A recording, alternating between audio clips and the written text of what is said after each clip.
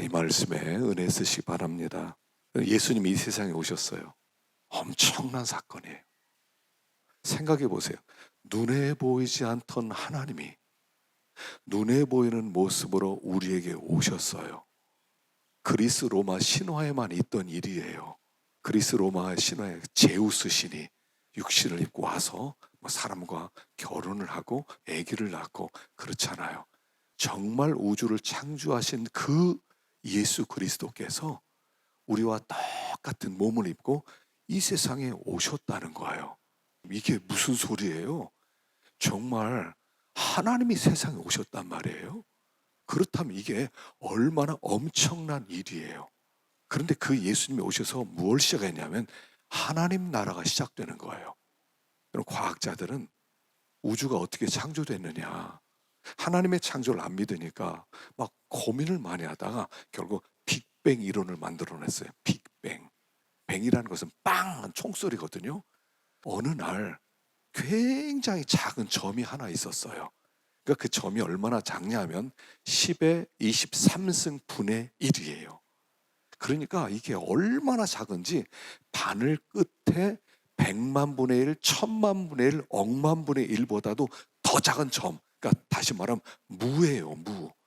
거기에서 어느 날 폭발이 빵 터졌는데 그 작은 점에서부터 우주가 나타났대요. 그래서 지금도 우주가 빵 하고 터졌는데 우주가 지금도 계속 팽창하고 있는데, 팽창했는데 얼마나 걸렸냐면 137억 년이 걸렸대요. 지금 137억 년 전에 빅뱅이 빵 일어나서 그게 팽창하기 시작했는데 우주는 빛보다 더 빠른 속도로 팽창한대요. 아니, 빛보다 더 빠른 거 그런 게 있어요? 근데 어쨌든 더 빠른 속도로 우주는 지금 팽창하고 있는 중이래요. 근데 그 많은 우주의 이런 달, 지구, 별, 화성, 은하계 이게 어디서 나왔냐면 이 물질들이 그 점에서 나왔대요. 우주를 과거로 거꾸로 돌리면 퍼진 것들이 쫙 눌려서 눌리면 10의 23승분의 1만한 점이 된다는 거예요. 이 과학자들 얘기예요. 자, 그런데 저는 이걸 이렇게 해석을 해봤어요. 예수님은 점과 같은 분이세요. 근데 그 예수님이 이 땅에 오셔서 그 예수님으로 말미암아 하나님 나라가 만들어졌어요. 예수 그리스도의 확대가 하나님 나라거든요. 어마어마한 우주보다 더 놀라운 하나님 나라가 예수로부터 시작했어요. 그 예수의 모든 것의 출발이신 그분이 이 땅에 오신 날, 그게 성탄절이에요. 엄청난 역사죠. 엄청난 소식이, 이게 사실이라면 이건 충격받을 내용이라는 거죠. 하나님이 사람과 똑같은 몸을 입고 여기에 오셨다. 왜 오셨을까요? 우리와 함께하고 떠나지 않기 위해서, 우리와 교제하기 위해서. 그 하나님이 사람의 몸을 입고 오신 이유는 신부 고르러 오셨다는 거예요. 신부 만나러. 신부, 하나님의 신부를 위해서 이 땅에 어린아로 오셨는데 그 신부가 누구냐면 그 예수를 온전한 자기의 구세주로 영접한 사람이 신부라는 거예요. 그래서 그분이 우리와 똑같은 몸으로 주님이 이 땅에 또 그 몸을 입고 오셔서 우리를 데리러 오시겠대요. 나와 똑같은 몸을 입으신 그분이 그날이 있어요. 그러니까 눈에 안 보인다고 해서 그분이 없는 게 아니라 눈에 안 보이지만 그분이 몸을 가지고 하나님 나라에 가서 곧 왕위를 받아가지고 오실 거예요. 눈에 안 보였던 분이 눈에 보이게 될 거고, 우리는 그때 그분을 손으로 만질 수 있을 것이고 그걸 안을 수 있을 것이고 눈과 눈을 대면하여 볼 그날이 우리에게 오고 있다는 거예요. 신앙생활이란 뭐냐면 그 오실 주님을 여기서 준비하는 생활이 신앙생활인 거예요. 그러니까 우리가 이 세상에서 뭐 어떻게 사느냐, 뭐 먹고 사느냐, 가졌느냐, 뭐가, 여러분 이거는요 본질이 아니에요. 본질은 예수님 만나는 게 본질이에요. 그래서 그 주님이 이 세상에 오신 그날 우리에게 주신 은혜가 있어요. 동방에서 별을 연구하던 학자들이 메시아가 탄생하면 나타나는 별이 있다는 이야기를 듣고 연구하다가 그 별이 나타나는 것을 알게 되었습니다. 그리고 나서 메시아가 탄생하는 것을 알고 멀리 동방에서부터 그 메시아를 만나기 위해서 찾아왔어요. 그리고 예루살렘 들어가서 유대인의 왕으로 나신 이가 어디 있습니까? 하고 당당하게 외치니까 온 예루살렘이 소동을 했어요. 여기 소동했다는 이 뜻은 뭐냐면 뒤흔들었다는 거예요. 어지럽히다, 동요시키다, 흥분해서 어쩔 줄 모르다, 불안하게 하다. 다시 말하면 그때 예루살렘 사람들은 메시아에 대한 그런 약속을 몰랐겠습니까? 메시아가 올 것이다. 하나님께서 메시아를 보내줄 것이다. 메시아가 오기만 하면 우리를 죄에서 해방시키고 우리를 하나님 나라로 이끌 것이다 하는 그런 복음을 알고 있었겠지요. 약속의 말씀을 알고 있었어요. 그런데 그 유대인의 왕이 탄생했다는 거예요. 그들이 깜짝 놀란 거예요. 흥분한 거예요. 그래서 온 예루살렘이 떠들썩한 거예요. 다들 메시아가 태어났다면서, 유대인 왕이 태어났다면서, 야 그분 어떻게 생겼대? 어디서 태어났대? 그들이 요동하고 소동하면서 그들이 수군대면서 아주 발칵 뒤집혔다는 거예요. 예루살렘이 발칵 뒤집혔어요. 그런데 이 메시아는 유대 베들레헴에서 탄생합니다 하는 성경 말씀을 알고 예루살렘이 아니라 베들레헴에서 탄생합니다. 그런데 한 사람도 안 갔다는 거예요. 한 사람도 안 갔어요. 동방박사 외에는 한 사람도 안 움직였다는 거예요. 이게 그 시대의 신앙의 수준이었다는 거예요. 그들은 이미 다 들어서 알고 있어요. 메시아가 온다는 소식을 알고 있었어요. 그분이 오시기만 하면 천지개벽이 일어난다는 것도 알고 있었어요. 그리고 그들은 기다리고 있었어요. 그리고 서로 이야기를 서로 나누면서 회당에 모여서 그들은 함께 하나님께 예배를 드리기도 했어요. 근데 정작 그분이 왔다고 그러는데 하나도 안 움직였다는 거예요. 엄청난, 이 소식은 이제까지 들었던 소식 중에 최고의 소식. 메시아가 탄생했다. 하나님 나라가 시작된다. 천지개벽이 일어난다. 근데 하나도 안 움직였다는 거예요. 그들의 신앙은 다 관념적 신앙이었다는 거예요. 생각으로만 믿는 신앙이었다는 거예요. 메시아가 태어나면 천지가 개벽된대. 그러면 어떻게 됩니까? 그래? 그러면 가보자. 그러면 그분 만나보자. 그분을 경배하자. 그분께 엎드려 절하. 이래야 되는데 하나도 안 움직여요. 이게 머리로만 믿는 신앙이에요. 그 시대뿐 아니라 오늘 우리 시대도 이럴 수 있다는 거예요. 복음은 어떻게 오느냐 하면 첫째, 지식으로 와요. 근데 이 지식이 참 지식이면 그것이 마음으로 내려와서 마음을 변화시켜야 돼요. 너희가 마음을 새롭게 함으로 변화를 받아 하나님의 선하시고 기뻐하시고 온전한 뜻이 무엇인지 분별해라. 그 지식이 마음으로 와야 돼요. 그리고 그 마음에 심겨져서 마음을 새롭게 하고 그 마음이 몸을 움직여야 돼요. 이게 신앙이에요. 근데 머리밖에 없어요. 지식은 다 있어요. 마음이 새로워지잖아요. 마치 마음밭 비유하고 똑같아요. 마음밭에 씨가 떨어지는데 돌짝밭에 떨어졌어요. 돌짝밭에 씨가 떨어졌는데 처음 복음을 듣고 나니까 와, 정말 그런 일이 있어? 예수를 믿으면 구원을 받아 영생을 얻어 하나님 나라에 들어가? 정말 사실이야? 그리고 나 그럼 예수 믿겠습니다. 그런데 자, 예수 믿읍시다. 그랬더니 어려움이 딱 찾아오는 거예요. 자, 예수님 경배하려면 당신 오늘 직장 쉬세요. 오늘 일당 포기하세요. 일당 포기하고 그리고 경배하러 갑시다. 바쁜 일도 좀 미루고 경배하러 갑시다. 안 되는데. 하루 일당 포기하면 안 되는데. 직장에 가면 싫어할 텐데. 그건 곤란해요. 금방 사라지더라는 거예요. 지식으로 왔어요. 여러분, 성경이 지식으로 오면 사라지게 돼 있어요. 그게 마음에 심겨져야 돼. 말씀은 다 씨앗이에요. 오늘 선포되는 말씀은 다 뭐냐면 씨앗으로 선포되는 거예요. 그러면 그 말씀이 머리로만 있으면 안 돼요. 마음에 떨어져야 돼요. 그래서 마음이 떨어졌을 때 마음이 변화돼야 돼요. 마음이 변화되면 몸이 움직여지는 거예요. 그게 온전한 신앙이에요. 그들은 예수님 만나러 베들레헴까지 가려면 네가 여기서 하루 일과는 멈춰야 돼. 또 먼 거리를 가야 돼. 또 손해를 볼 수 있어. 위험해질 수 있어. 그러니까 곤란한데? 힘든데? 그렇게까지 예수를 믿고 싶진 않은데? 그렇게까지 내가 해야 되나?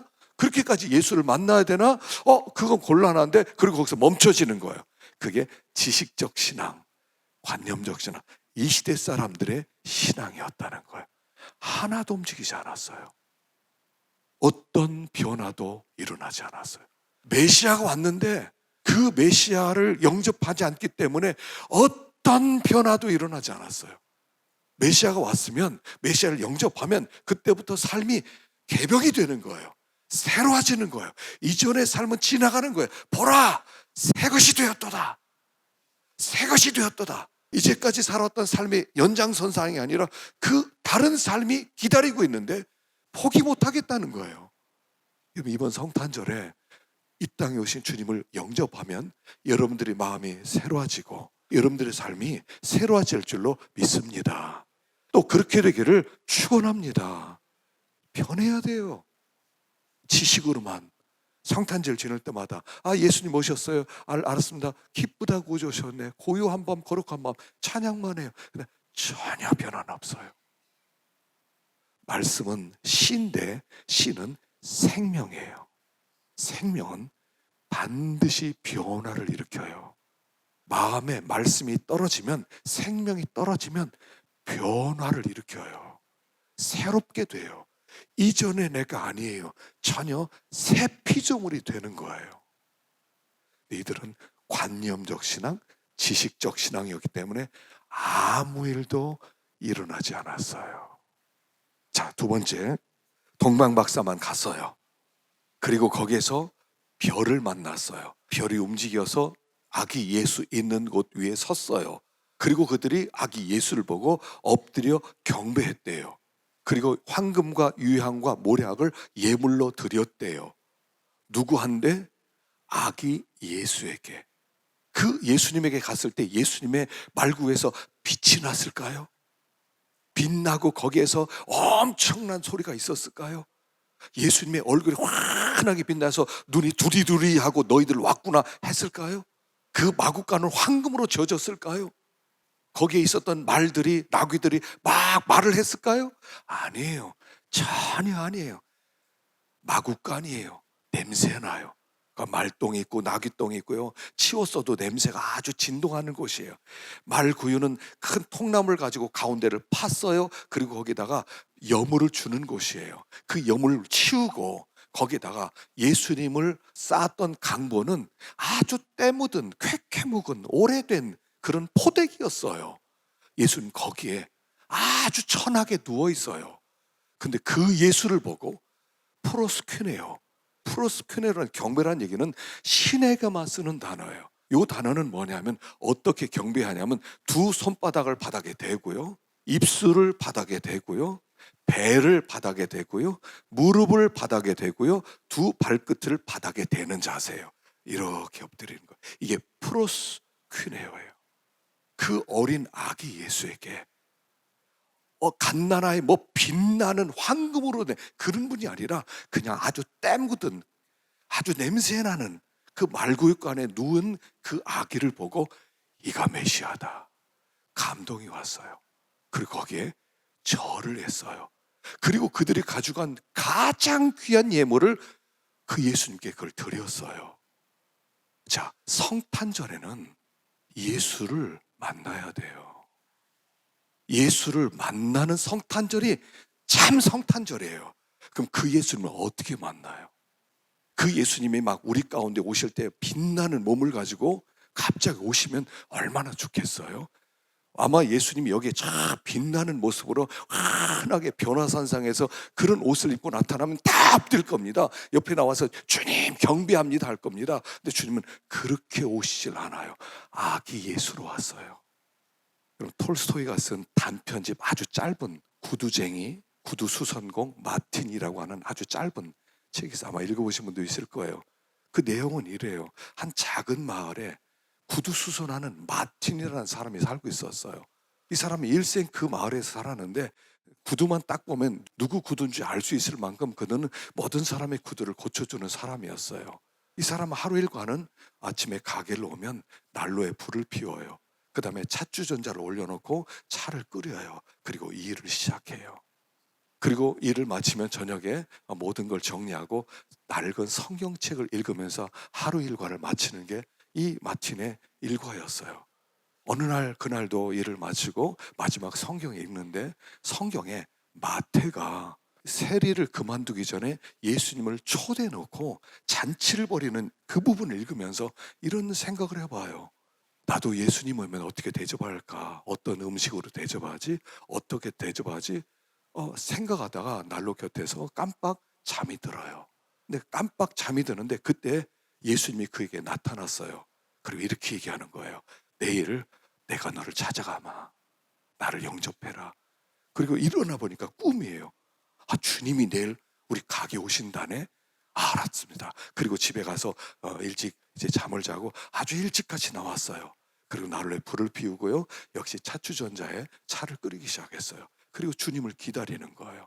일을 하는데도 손이 안 잡혀요. 근데 누가 마당에서 눈이 왔는데 눈을 쓰는 소리가 들려요. 빗자루 소리가.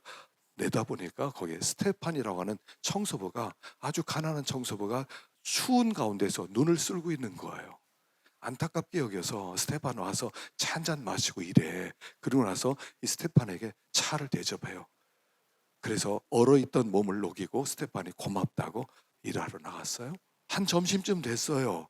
점심쯤 됐는데 웬 애기 엄마가 애기를 안고 길바닥에서 서 있는데 옷이 너무 남루하게 서 있어요.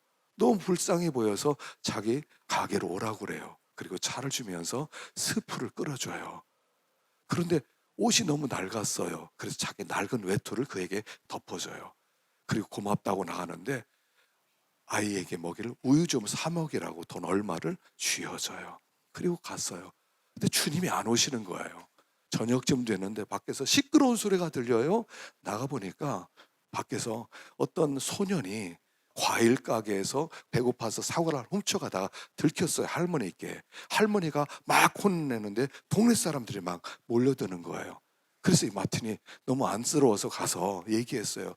사과 하나 훔쳤다고 이렇게 애를 혼내면 우리가 지은 죄는 하나님 앞에 어떤 벌을 받아야 됩니까? 한 번만 용서해 주세요. 그리고 이 아이를 풀어줍니다.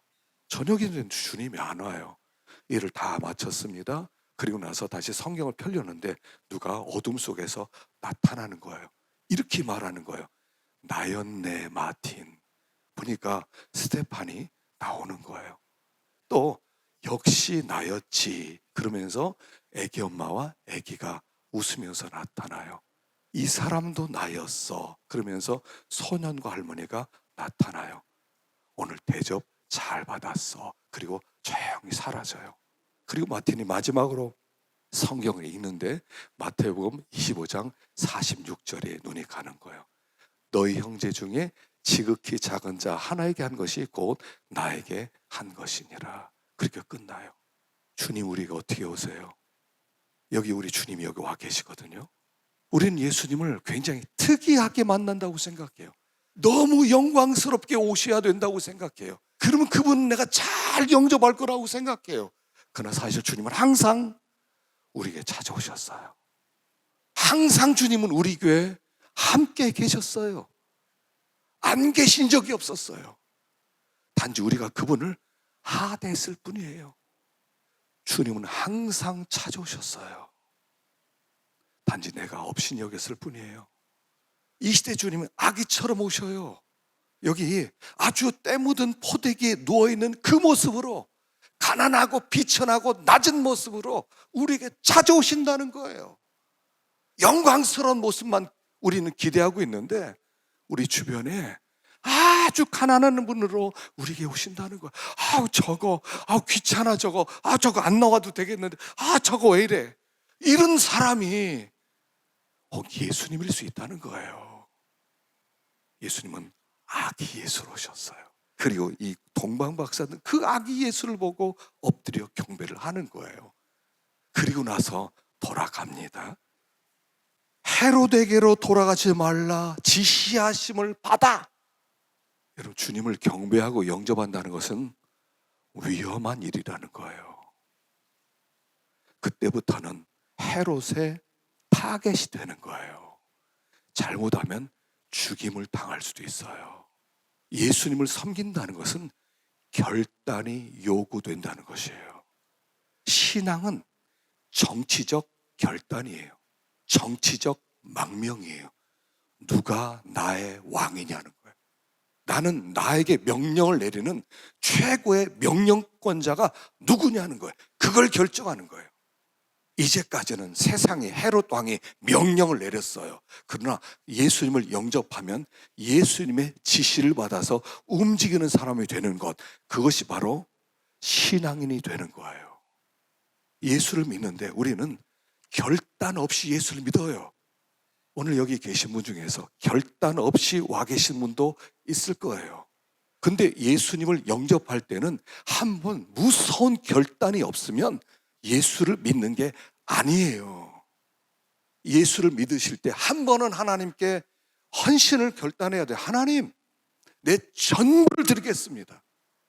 신앙이라는 건 이거예요. 순서가 바뀌는 거예요. 옛날엔 돈이 우선이었고요, 세상이 우선이었어요, 물질이 우선이었고요, 사람이 우선이었고요, 직업이 우선이었고요, 세상에 눈에 보이는 게 우선이었어요. 그러나 두 번째가 예수님이었거든요. 그러나 그리스도인이 된다는 건 이게 이렇게 바뀌는 거예요. 옛날의 우선순위가 바뀌는 거예요. 예수님이 첫 번째가 되는 거예요. 대부분의 사람들이 예수님 두 번째예요. 결단을 안 하신 거예요. 그리스도인이 아니에요. 그런 사람은 우상 숭배자라고 하는 거예요. 주님을 안 섬기는 게 아니에요. 시간 나면 주님 앞에 예배도 드리죠. 그러나 사정이 못 드릴 수도 있지. 그건 예수님이 두 번째란 뜻이에요. 예수님은 항상 첫 번째여야 돼요. 사정이 없어요. 하나님께 경배하는 것은 어떤 나에게 개인 사정이나 환경이 문제가 아니에요. 주님은 항상 첫 번째예요. 그 사람이 결단한 사람이에요. 그 사람이 신앙인이고 그 사람이 그리스도인이에요. 변함이 없는 거예요. 항상 주님을 두 번째로 미루잖아요. 그때부터는 주님이 가신 길을 그대로 가는 거예요. 주님이 어린 아기로 오셨고요, 가장 가난하게 사셨고요, 십자가를 지셨고요, 억울하게 죽임당하시고 그냥 그 길을 따라가는 거예요. 우리가 예수님을 따라가는 것은 영광스러운 일이 아니에요. 예수님을 따라하는 것은 모든 헌신과 모든 충성을 하나님께 드리는 거예요. 이 길을 다니면서 여기서 왜 나는 영광이 안 줄까? 나는 왜 이렇게 사나? 그런 게 아니에요. 우리가 가는 길은 주님 따라가는 길이에요. 하나님 여기서 축복하시고 여기서 잘되게 해주시고 이게 아니라 하나님 앞에 섰을 때 눈물을 닦아주는 그 길을 가는 거라고요. 그게 신앙인의 길이에요. 그게 결단이에요. 그럼 1938년 4월 10일 날 9시 반 대한예수교 장로회 제 27회 총회가 있었어요. 그때 그 총회 때 총회장은 홍택기 목사님이었고요. 그때 함께 참여했던 총대원이 219명이었어요. 선교사님 포함해서. 선교사님은 35명 참석했고요. 그때 97명의 일본 순사가 주의를 꽉 채웠어요. 그리고 신사참배 문제를 거론하는 거예요. 그때 한 목사님이 신사참배는 종교의식이 아니라 신앙에 위배되는 게 아니라 국가 행사기 때문에 우리 교회가 이걸 가결해야 됩니다. 내가 이걸 헌의합니다 하고 그걸 올렸어요. 그리고 나서 동의 제청과 함께 이것을 가결을 하게 되었어요. 신사참배는 종교의식이 아니라 국가 행사기 때문에 우리가 신사참배하기로 하려고 합니다. 자, 가하면 이해하십시오. 그러니까 몇 명이 이해를 했어요. 그러니까 곧바로 자, 이제 가결되었습니다. 신사참배는 더 이상 종교의식이 아니라 국가의식입니다. 해도 좋습니다. 그랬을 때 선교사님 두 사람이, 방위량 선교사님이, 한부선 선교사님 두 분이 불법입니다 손을 들었는데 그냥 통과를 해버렸어요. 그리고 일본 순사가 그 선교사 둘을 밖으로 내쫓았어요. 그리고 그때 이렇게 가결문을 읽었어요. 아등은 신사는 종교가 아니요 기독교의 교리에 위반되지 않은 본의를 이해하고 신사참배가 애국적 국가 의식임을 자각하며 이에 신사참배에 솔선장려하고 국민정시 총동원에 참가하여 비상시국하에서 총후 황국 식민으로서 적성을 다하기로 기함. 그리고 끝나고 부총회장을 중심으로 해서 평양 신사에 가서 다 신사를 참배합니다. 반대했던 200여 교회는 문을 닫게 합니다. 그때 주기철 목사님이 굉장히 반대를 했죠. 그래서 주기철 목사님을 감옥에 집어넣은 거예요. 그는 5년 동안 옥고를 치르게 됩니다. 그리고 나서 옥고를 많이 치르고 나서요, 일본 사람이 얼마나 간교한지 너무 괴로우니까, 그리고 풀어줬어요. 풀어주면 전향하리라고 생각했어요. 근데 주기철 목사님이 집으로 가지 아니하고 나오자마자 교인들이 기다리는 교회로 가요. 그리고 마지막 성도들에게 기도 제목을 나누어요. 그때 일본 순사가 많이 따라왔어요. 그리고 그 기도 제목을 나눴는데 거기에 빙둘러 쌌죠. 그리고 그때 5가지 기도 제목을 나눕니다. 이틀 뒤에 다시 체포가 됩니다. 그리고 체포돼서 감옥에 갇혔는데 노회에서는 그를 면직시킵니다. 그리고 산정교회 담임 목사에서 파면을 시킵니다. 5년 동안 옥고를 마치고 1944년 4월 20일 마지막으로 사모님과 면회를 합니다. 그리고 4월 21일 순교를 합니다. 이 땅에 오신 예수님을 따라가는 일은 결단하셔야 돼요. 세상이 너무 편해요. 고난당하면서 예수 믿어야 돼요? 여유 있게 예수 믿으면 안 돼요? 좀 쉬엄쉬엄, 아주 쉽게. 뭐 이와 같은 시대에 핍박도 없는데, 그게 더 무서운 쓰나미 같은 파도예요. 이 땅에 오신 예수님, 우리가 가야 할 길을 보여주셨는데요, 성탄절에 사실은 막 기뻐해야 되는데 사실은 우리에게 새로운 각오를 주는 절기라는 것입니다. 예수님께서 가신 그 길을 우리도 힘있게 걸어가고 정말 기쁘게 주님을 만나는 우리가 될 수 있기를 축원합니다. 기도하십시다.